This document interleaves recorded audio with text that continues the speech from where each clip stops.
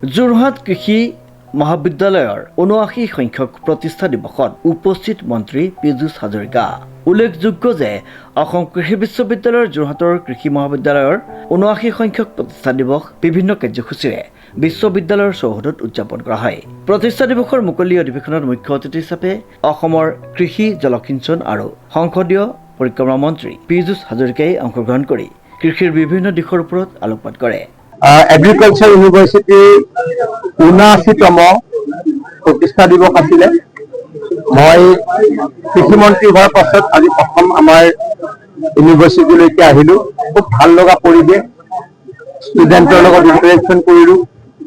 আমি কেনেকৈ অসমৰ কৃষি খণ্ডক আগুৱাই লৈ যাব পাৰিম তাৰ কাৰণে বহুখিনি চৰ্চাও কৰিলো। অসমৰ ৭০% ব্যক্তি কৃষিৰ ওপৰত নিৰ্ভৰশীল।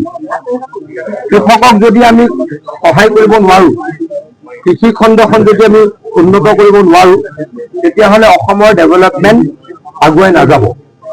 কিন্তু এই কৃষকক কোনে সহায় কৰিব, কোনে ভাল পথ দেখুৱাব, কোনে কি খেতি কৰিলে বেছি লাভ হয়, এই কথাবিলাক কোনে ক'ব?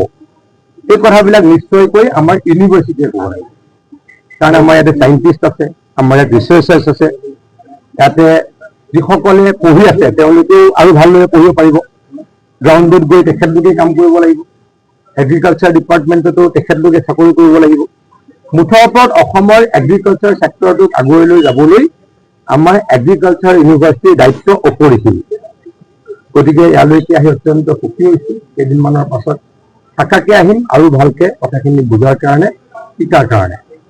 আজি মই মাননীয় VC মহোদয়ক ৰিকুৱেষ্ট কৰিলোঁ, প্ৰফেচৰসকলক ৰিকুৱেষ্ট কৰিলোঁ, আমাক এনেকুৱা কেইটামান খেতি বাছি দিব লাগে, বিশেষকৈ ফল মূলৰ খেতি, যিকেইটা খেতি কৰিলে উৎপাদন বেছি হয় আৰু যাৰ ফলত মানুহৰ প্ৰফিট হয়।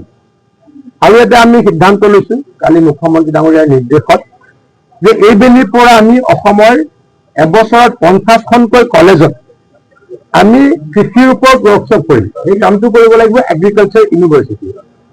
তাৰমানে আমি কেতিয়াও আমাৰ ল'ৰা ছোৱালীক নিশিকাওঁ যে ভৱিষ্যতে ডাঙৰ হ'লে তুমি খেতিয়ক হ'ব লাগিব, আমি কেতিয়াও নিশিকাওঁ। কিন্তু খেতি নকৰিলে আমি দেশখন আগুৱাই লৈ যাব নোৱাৰোঁ। খেতি নকৰিলে আমাৰ দেশখন আকৌ কৃষি প্ৰধান দেশ, কৃষি প্ৰধান ৰাজ্য। ইণ্ডাষ্ট্ৰী আহি আছে, কিন্তু ইণ্ডাষ্ট্ৰী ফুল্লি ইণ্ডাষ্ট্ৰিয়েলাইজ হ'বলৈ আমাক সময় লাগিব। তাৰ উপৰি 150 কোটি মানুহটো খাব লাগিব। গতিকে খোৱাখিনিতো আমি উৎপাদন কৰিব লাগিব।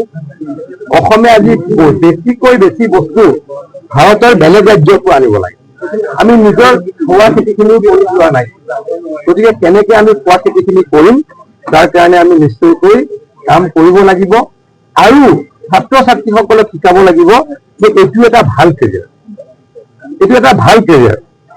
এগৰাকী ব্যক্তিয়ে চাকৰি ডেফিনেটলি বিচাৰক, মই চাকৰি বিচৰাত আপত্তি নকৰোঁ।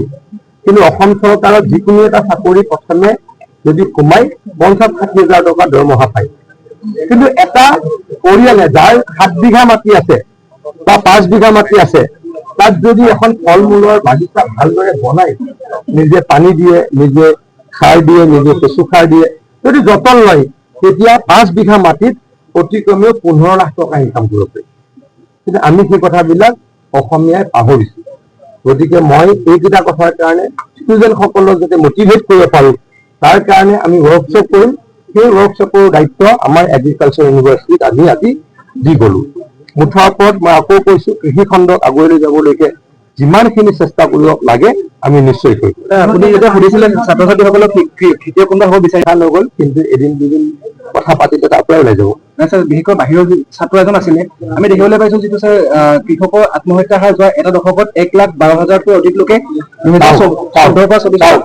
নিগেটিভ কথাটো বেছিকৈ নক'ব, পজিটিভ কথাখিনি বেছিকৈ ক'ব। পজিটিভ কথাখিনি বেছিকৈ ক'ব।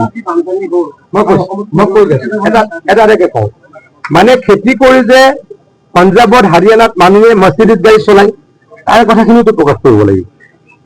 ক'ৰবাত নহয় ক'ৰবাত কেতিয়াবা খেতিয়কে চুইচাইড কৰে, সেইটো বেয়া কথা, অত্যন্ত দুখজনক কথা। কিন্তু খেতি কৰি কিমান ছাকচেছ ষ্টৰী আছে সেইবিলাক প্ৰকাশ কৰিব লাগিব। প্ৰথমে যদি কৈ দিয়ে ভয় লগাখিনি, মানুহে খেতিয়ে নকৰিব। ভয় লগাখিনি প্ৰথমে কাইণ্ডলি নক'ব, তেওঁলোকক মটিভেট কৰিবলৈ মই আহ্বান জনাইছোঁ। উক্ত অনুষ্ঠানত সন্মানীয় অতিথি হিচাপে অসম কৃষি বিশ্ববিদ্যালয়ৰ উপাচাৰ্য ডাক্তৰ দীপজ্যোতি ৰাজখোৱা, বিশেষ অতিথি হিচাপে মাধৱদেৱ বিশ্ববিদ্যালয়ৰ উপাচাৰ্য অধ্যাপক অৰূপজ্যোতি চৌধুৰী উপস্থিত থাকি ভাষণ প্ৰদান কৰে। পুৱা পতাকা উত্তোলন ষ্ট্ৰীট প্লে শুভাৰম্ভ হোৱা অনুষ্ঠানৰ মুকলি অধিৱেশনত দুখনকৈ গ্ৰন্থ উন্মোচন কৰে মন্ত্ৰী পীযুষ হাজৰিকাই। প্ৰশান্ত গায়নৰ ৰিপৰ্ট, নিউজ নাও।